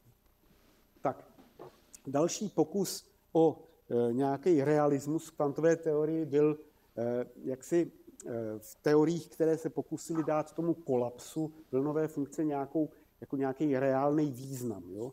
Tak jako nějaký skutečně fyzikální, jako ne reálný, ale jako chci říct, jaksi fyzikální, prostě skutečný jako význam. Jako považovali ten kolaps za nějaký skutečný fyzikální proces, který musí být způsoben nějakýma dosud neznámýma zákonitostma, který jako my teď jako, tak nějak jako simulujeme tím, že říkáme, že se to děje při měření a podobně, ale jako ta skutečná příčina je nějaká jiná a naprosto fyzikální. Jo? Tak první teorie tohoto typu byla, myslím, že v roce 1986 Girardi, Rimini, Weber, to byla teorie spontánních kolapsů, jo? Kdy oni předpokládali, že jaksi vlnové funkce jako v nějakém obrovském systému částic se jako lokalizujou jednou za čas, že každá ta částice se jako lokalizuje jako vlastně v jednom bodě nebo v nějakém úzoučkém nějakém intervalku. Dokonce bylo odhadnuto, že ta každá částice prodělá ten akt spontánní lokalizace třeba jednou za 10⁸ let, jo, což je strašně dlouho. Když máte jednu takovou částici, tak je to neměřitelně dlouho. Ale když těch částic máte hodně, jako makroskopické množství, tak samozřejmě těch kolapsů naraz, jako těchto spontánních kolapsů, tam probíhá celá řada, jako mnoho najednou nebo mnoho v krátkém intervalu a vlastně tyhle ty lokalizující se částice spolu strhnou jakoby ty ostatní, který s nima byli nějak provázaný vlastně. Oni se vymanějí z té provázanosti a tím jakoby převádějí ten stav toho objektu vlastně permanentně do nějakého klasického stavu. Jako, jo. Tak to je jako velmi vágně řečeno. Jo. Já mám tady takovouhle stupidní ilustraci, kterou jsem vyrobil podle Bellovy věty, že každý kousek hmoty je galaxií takových událostí. Jo. Tak tady to jsem namaloval, tak jako troufnul tady v PowerPointu udělat tady tyhle ty hvězdičky, tak to si představte, že jsou to ty akty té spontánní lokalizace a teď to v každém, že to tam jako jiskří takhle a tam se to lokalizuje. A vlastně i sám Bell vlastně navrhoval, že možná právě tyhle ty spontánní lokalizace, že to jsou ty bítelný, jakože to jsou ty chvíle, ve kterých vidíme, je to vlastně tak stroboskopický takovej obraz, že vlastně ta realita existuje v takovémhle stroboskopickém prostě hemžení nebo jako jiskření, kdy se ty částice jednotlivý lokalizujou. Jo? A skutečně takováhle věc vysvětluje třeba prostě, jako třeba dejme tomu paradox Schrödingerovy kočky a tak, nebudete s tímhle mít jakoby problém. Jo? Sofistikovanější verze jako podobné myšlenky je potom to, že k tomu spontánnímu kolapsu dochází v důsledku jaksi nějaké dosud neznámé fyziky, která vyjde najevo, až budeme umět kvantovat gravitaci. Tuhletu teorii zastává Roger Penrose, jo, někdy prostě od počátku 90. let to popisuje ve svých knihách, jo, a má jako na to nějaký prostě argumenty a podobně. Jo, tak dobře, jo, prostě je to, on jako vlastně přiznává, že ten Girardi, Rimini, Weber je velmi podobná hypotéza, ale on ji vlastně fyzikálně jaksi hlouběji odůvodňuje právě těmi gravitačními argumenty. Jo? Tak je fajn, že tohle jako můžeme říct, ale na druhou stranu žádná z těchto teorií se neumí vypořádat s tím EPR experimentem nebo s tím EPR paradoxem, dejme tomu, s tou nelokalitou. Jo? Ve všech těchto teoriích musí vlastně nějak ta nelokalita být, respektive Penrose nechce nelokalitu a proto někde mluví o potřebě nového pojetí času v kvantové teorii, ale úplně takový pojetí žádný nenabízí. Jo? Takže jo, jako, tak je to pořád jakoby tajemno. Jo? Takže jo, tu nelokalitu tímto způsobem úplně nedokážeme vyhnat ani těmahle jaksi spontánníma aktama lokalizace. Tak. Dokonce se dá říct, že to zřejmě vůbec nejde jako je vyhnat, protože tu nelokalitu, protože jako v 60. letech John Bell, o kterém jsme tady už slyšeli, to je tady patron této přednášky, ukázal, že jakýkoliv pokus popsat kvantovou mechaniku pomocí nějaké lokální teorie, která by obsahovala lokální bítelné, dejme tomu, teďka v jazyce této přednášky to tak můžeme nazvat, tak musí být odsouzen k neúspěchu z důvodu, že vlastně taková teorie by musela splňovat nějaké nerovnosti, které kvantová teorie porušuje. Jo? Tak konkrétně ty nerovnosti jsou zhruba udělané tak, že je to prostě celý udělaný na tom EPR experimentu, kdy teda máte tady ty dvě částice, které vyletují na obě strany a teď tady máte pozorování na straně Alice, je to všechno označeno jako A nebo alfa, takže pozorování může nabývat buď hodnoty +1 nebo -1, to jsou jako ty dvě možné orientace spinu, dejme tomu v tomhle případě. A stejně tak u Boba zase ten výsledek může být taky +1 nebo -1, ale ještě tady je ve hře jako ten nějaký úhel natočení toho měřícího přístroje, který měří tu polarizaci. Čili máte tady nějaký stupeň volnosti nebo parametr toho uspořádání, že vy můžete, že ta Alice i Bob můžou měřit v soustavách, které jsou vůči sobě nějak natočení. Jo? A dejme tomu, že ta Alice má dvě takovýhle natočení, označíme je jako úhly alfa a alfa s čárkou, a ten Bob má taky dvě takovýhle natočení, označíme to jako beta a beta s čárkou. Tak.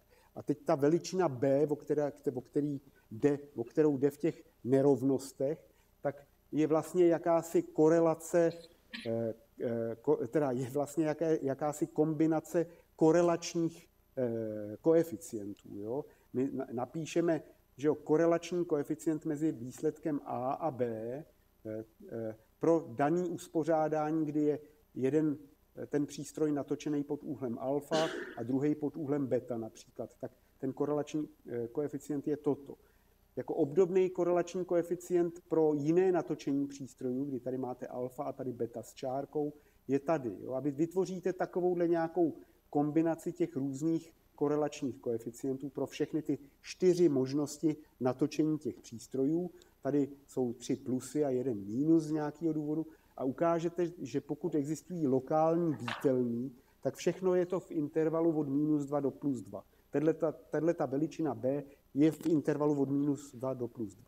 Jo? Ale kvantová mechanika dokáže velmi snadno předpovědět, kolik je tato hodnota B a říká, ta je prostě obecně pro provázané stavy je jaksi v intervalu, který je odmocněna ze 2krát natažený tenhle interval -2 +2. Jo? Čili je to širší interval, takže v kvantové mechanice dokážete připravit případy, které porušují ty Bellovy nerovnosti, ale splňují ty kvantové nerovnosti. A tohle se dá testovat a tohle bylo testováno v obrovském množství experimentů a mimochodem je to prostě, byl to důvod udělení Nobelovy ceny za fyziku v roce 2022, kdy právě byly testovaný jako v mnoha experimentech tyhle Bellovy nerovnosti a vlastně bylo s vysokou mírou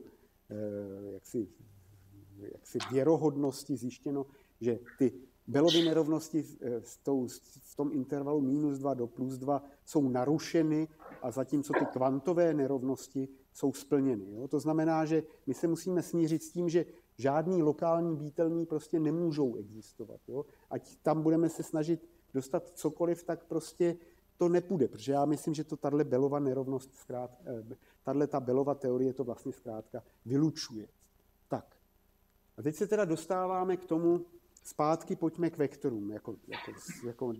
Jako bloudíme, nevíme, kde najít ty býtelní, tak si říkáme, tak prostě zkusme ještě znovu uvážit, jestli přece jenom v nějakém smyslu by nemohly být reální, přece jenom jestli něco reálného by nemohlo být už na tom vektoru psí.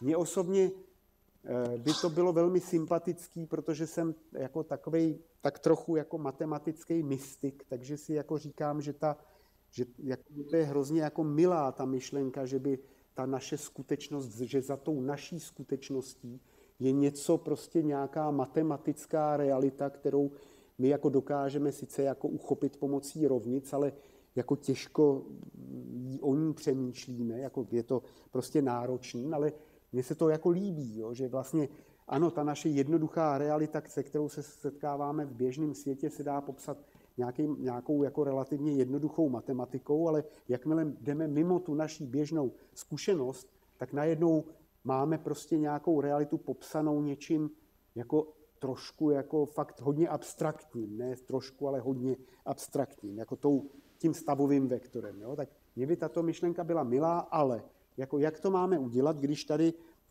vlastně ta vlnová funkce je ten křehký objekt, který prostě může být naměřen úplně v libovolném stavu, který si vymyslím v tu chvíli, který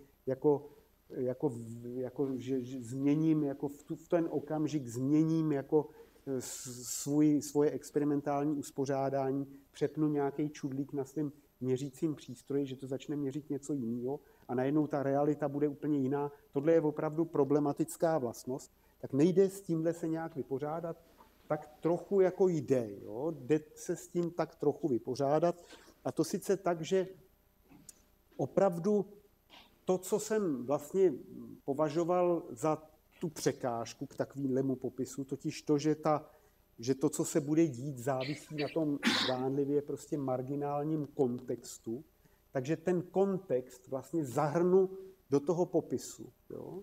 To znamená, já si prostě budu představovat, že mám nějaký stav, teda, který jsem měl, a teď už bude určeno, že vlastně ten stav se vyskytuje v kontextu, kdy ty okolní částice nějakým způsobem proměřují v uvozovkách nějakou jeho vlastnost. Například v případě toho našeho původního stavu to budou proměřovat, kam letí, jestli letí doprava nebo doprava.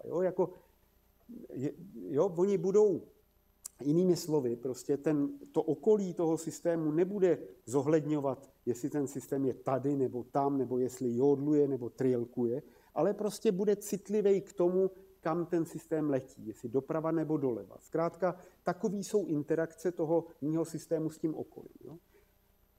Já bych jako chtěl zdůraznit, že v tomhle případě nejde nutně o nějaký skutečně explicitní měření, který by na tom systému bylo prováděno. Jo? Měření můžeme dát klidně stranou. Jo? Teďka mluvíme o interakcích toho systému s okolím, s okolní hmotou. A říkáme, že to okolí prostě je třeba citlivé k nějaké takovéhle jedné vlastnosti toho systému, směr letu, a v tom případě je přirozené samozřejmě zavést nějaký jako velký stavový vektor, který bude popisovat ten náš systém a zároveň to okolí, který nějakým způsobem zaznamenalo ten jeho stav. A pokud to okolí je citlivý k tomu, jestli ten systém letí doprava nebo doleva, tak je přirozený ten stav vyjádřit právě v této bázi, protože vlastně to bude znamenat, že jakože mám vlastně stav, který bude takhle pěkně skorelovaný. Budu mít jako stavový vektor, který bude vlastně efektivně vyjádřený jenom dvoudimenzionálním vektorem. Jo?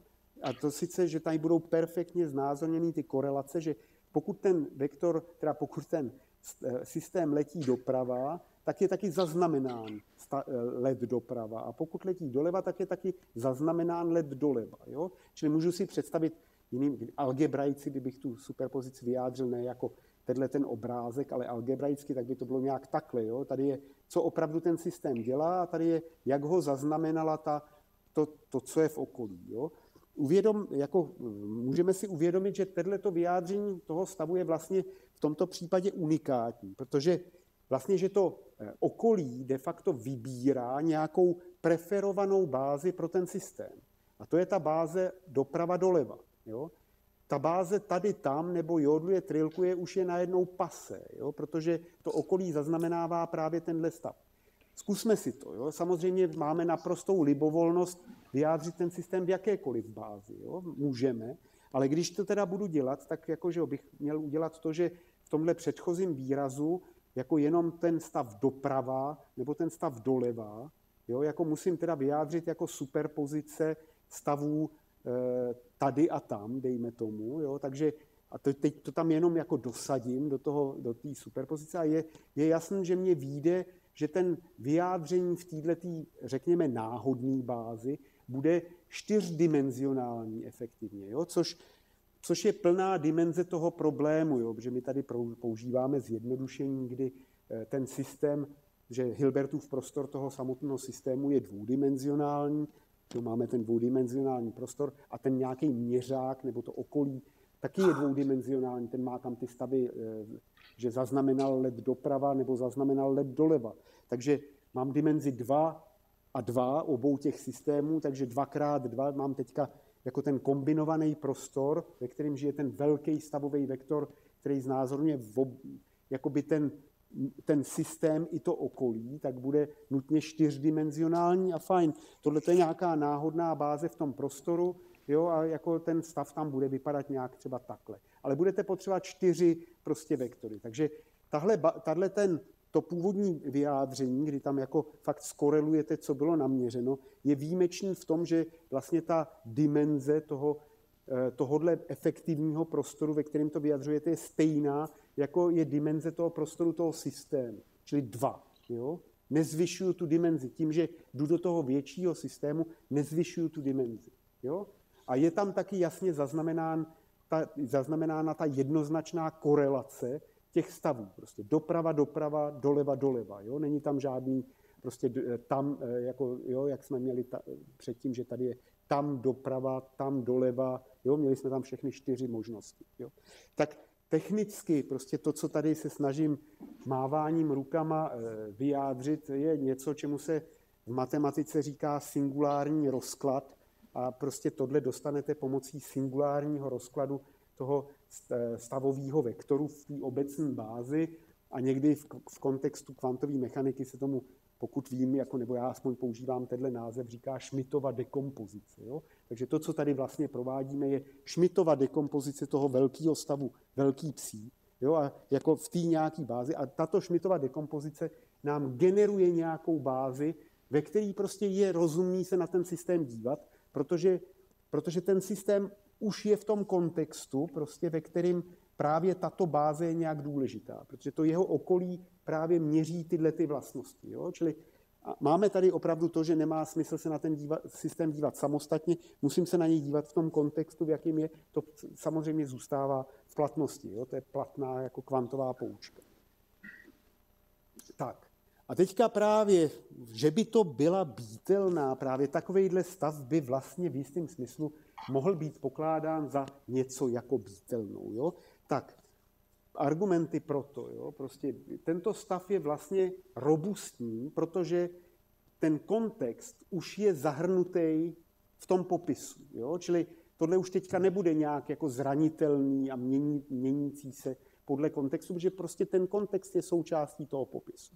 A takovýhle stavový vektor už nemusí podléhat redukci, taky nepodléhá, jo? Protože vy tady máte, že jo, ta redukce, že prostě ten kolaps té vlnové funkce tam byl proto, aby, jako když máte samostatný ten systém, který může letět třeba doprava nebo doleva, tak když ho naměříte doprava, tak abyste už prostě potom vždycky dostali to doprava. Jenomže vlastně to je už obsaženo tady v té velké vlnové funkci, na který teďka můžu třeba provádět další měření a budou vždycky už obsahovat ty správné korelace, že když jste naměřili doprava, tak v tom dalším měření je to zase doprava. Jo?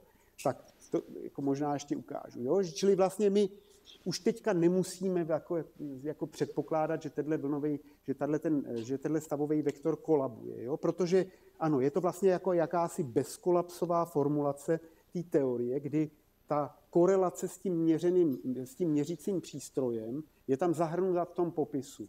Jo?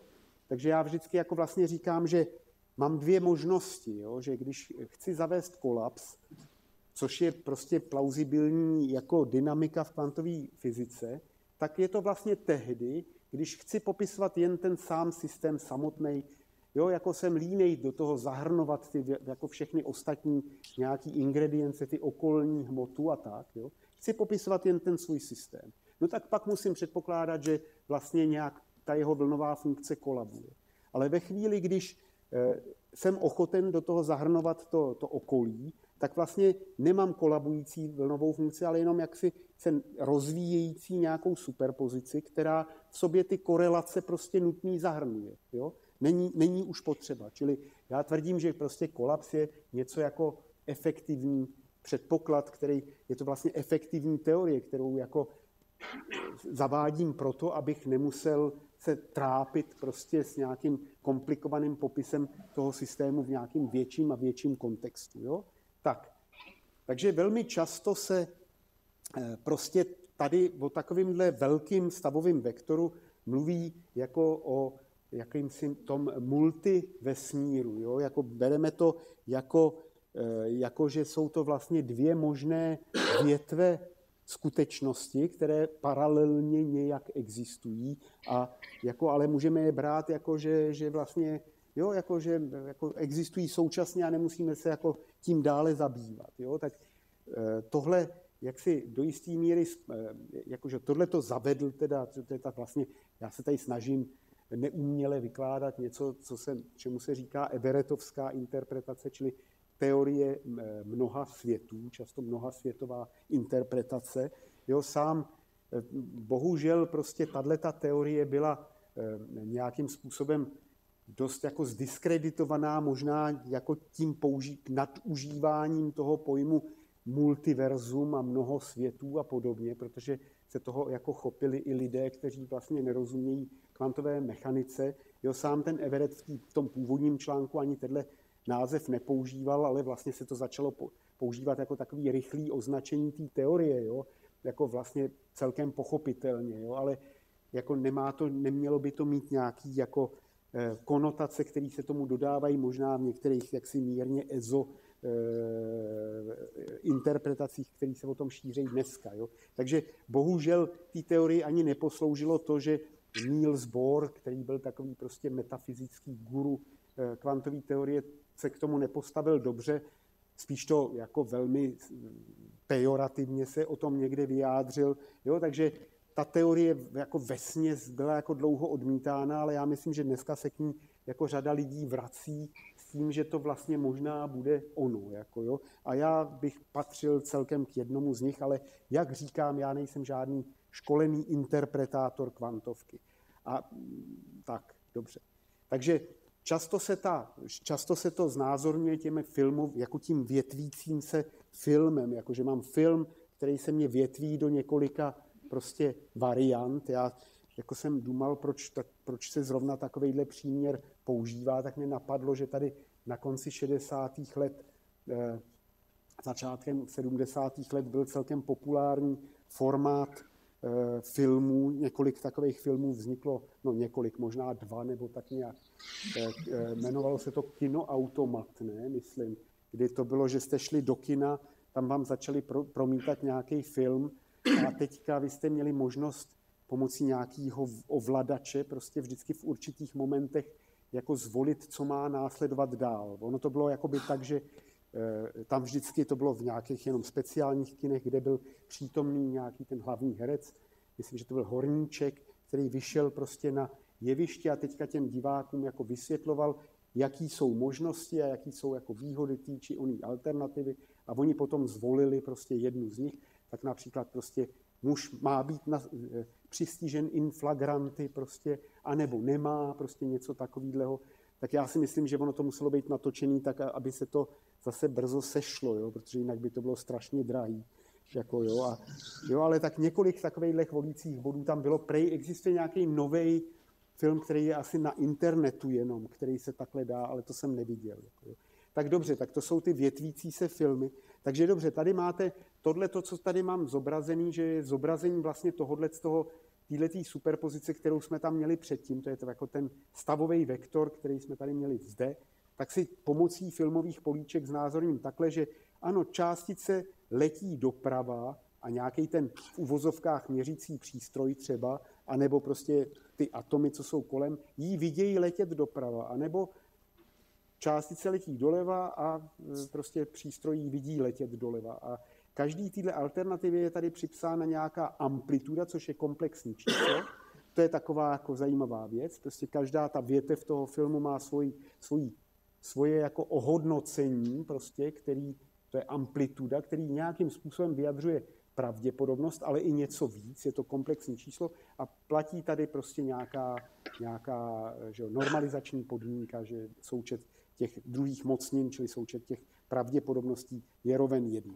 Do tohohle obrazu celkem snadno zahrnete i právě ty korelace, prostě ty následní měření. Jo, kdybych samozřejmě do toho zahrnul to, že by znovu po nějaký době nebo jako po chvíli bylo měřeno ten směr letu, tak bych zase dostal, že mám 2 přístroje, že ta částice letí buď doprava a ty oba přístroje, ten, co měřil dřív a ten, co měřil později, jí vidějí letět doprava anebo částice letí doleva a oba přístroje vidí letět doleva. Byla by to zase dvoučlenná superpozice, jo? Ale vy se můžete rozhodnout na tom změřit něco úplně jiného, třeba jestli je tady nebo tam, a dostanete nějakou takovouhle superpozici, že jo?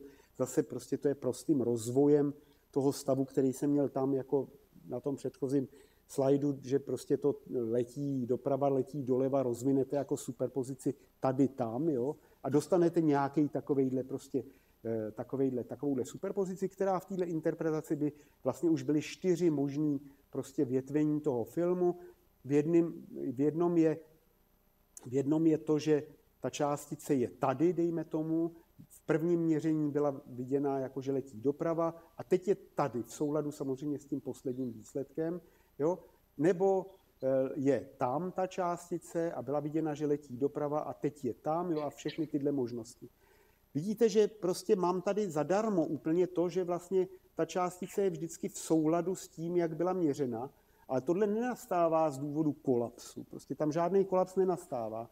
To nastává jenom z důvodu, že se tam furt ta korelace v tom vývoji projevuje nebo propaguje dál. Jo? Čili tady není nutný postulovat, že když jsem ji naměřil tam, tak letí tam. Jo? Prostě to se stane samovolně tím, že se ta superpozice takhle větví. Jo?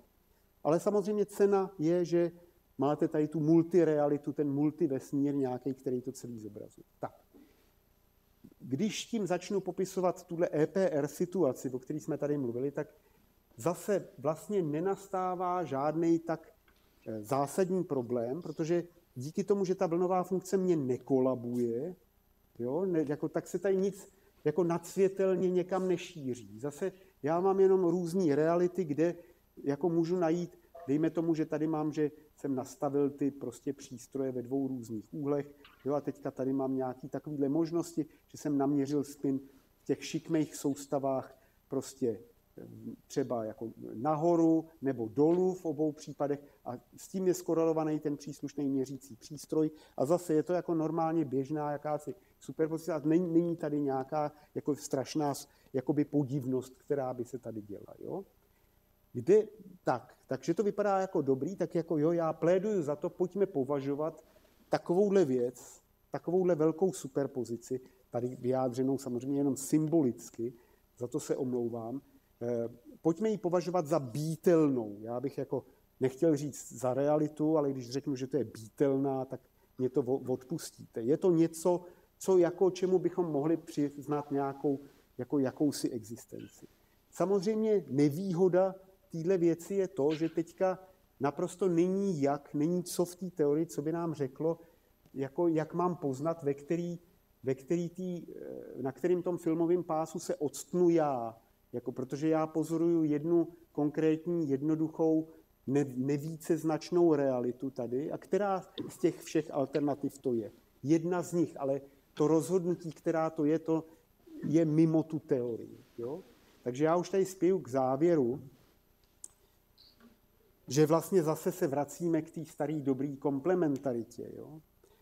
Ta vlastně kvantová teorie, jak jsme teda viděli, si není jistá tím vztahem mezi realitou a matematickým formalismem. Jo? A mám vlastně, tak nějak se mi zdá, 2 možnosti. Buď tu realitu budu stotožňovat s pozorovanou skutečností, čili s tím, co aktuálně vidím, jako dejme tomu, jo? Čili s výsledky měření. Ale pak neumíme identifikovat této realitě odpovídající býtelnou, jako v té teorii, v matematickém formalismu. Jo? No a nebo teda udělám ten opačný případ, nebo opačnou volbu, že definuju býtelnou v tom matematickém formalismu jako ten velký stavový vektor, který zahrnuje i ten kontext. No ale pak zase máme problém s vysvětlením jedinečnosti aktuálně pozorované skutečnosti. Jo, vlastně. Já si osobně bych se přikláněl k tomu B, prostě takhle bych to udělal a řekl bych, že ta konečná otázka nebude nikdy zodpovězena. Já si myslím, že prostě na to, jakože prostě toto je inherentní vlastnost toho kvantového popisu, já si osobně myslím, to je můj osobní názor, který nikdy nepřekonáme. Tak. A tohle už je vlastně závěr mý přednášky. Ještě jsem tady chtěl promítnout z tohohle Johna Archibalda Wheelera, který má jako velmi krásný vyjádření tady prostě takovéhle toho vztahu té kvantové fyziky a reality v té své, v tom krásném příběhu, který jsem někde u něj čet o hře 20 otázek. A teďka já to vykládám naprosto všude. Takže možná, že řada z vás to již slyšela. Tak prosím vás, zvedněte ruku, kdo už slyšel příběh o hře 20 otázek. Já to, když tak nebudu vyprávět. Ty jsi to taky slyšel. No, kdo to ještě? No tak zase moc lidí to tady neslyšelo, vidím. Tak to já to budu vyprávět. Teda. Ale vy jste to možná taky neslyšel. Ne, tak dobrý, bude to krátký. Jako je to něco takového, jako je to příběh, je to vlastně popis hry, která je běžná, že se jako hraje hra, kdy třeba, tak jako asi se to zase tak, kdo ví, jak často neděje, ale možná děti to dělají, nebo tak, no, že prostě pošlete jednoho ven, teďka z místnosti, zavřete dveře a my si tady dohodneme nějaký slovo, který si všichni budeme myslet, a ten jeden pak se vrátí a pomocí otázek, na kterými odpovídáme jenom ano, ne, to jako hádá to slovo a má k dispozici jenom nějaký omezený počet otázek. Jo? Tak. A teďka on říká, tak v té kvantové, ten Wigner říká, v té kvantové mechanice je to tak, že jako bychom si tady vůbec nepřipravili žádný slovo. Jako my jsme ho poslali sice ven, ale tady jsme si žádný slovo nedohodli. Prostě jsme byli líní nějak si ho dohodnout. A on pak prostě přijde zpátky a začne se ptát a položí první otázku třeba. Je to živé? A ten první člověk odpoví není. Jo? Tak. Takže od té chvíle už víme, že to nemůže být živé. A další otázka bude prostě, je to, já nevím, teda, je to třeba na Zemi, a teďka, jako myslím, třeba na Zemi, jako, teď to už říkám, prostě se do toho zaplejtám, myslím, jako na Zemi nebo ve vodě, a tak je to na Zemi a někdo řekne ne, takže už víme, že to není na Zemi. A takhle se to prostě postupně vyvíjí, až on nakonec přijde na nějaký slovo, který bude konzistentní se všema otázkama, který prostě položil, a s těma všema odpověďma, teda, kterými my jsme mu dali, a to bude ta konečná realita. Ta realita neexistovala na začátku, ale prostě byla vytvořena tím jeho ptaním. Jo? Tak to je, bych řekl, takový obraz, prostě, který jako je spíš fakt konzistentní s totožněním té reality, prostě s tou pozorovanou skutečností. A potom, že vlastně ta realita vlastně se vytváří, žádný to slovo neexistuje, čili ta býtelná tady není, ale postupně se vytváří v tom ptaní se. Jo? Tak myslím, že to je úplně krásná ilustrace toho principu, na kterým kvantová mechanika pracuje, a já vám děkuji za pozornost, za trpělivost.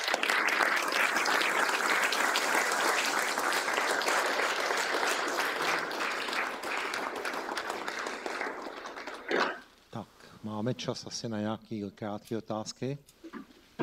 Chce se někdo zeptat?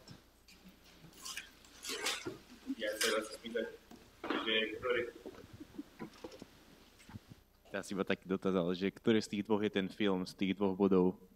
Cože, ktorý z tých dvoch bodov je ten film s možnosťami? Počkejte, teďka nerozumím asi. Který z těch... Popisu.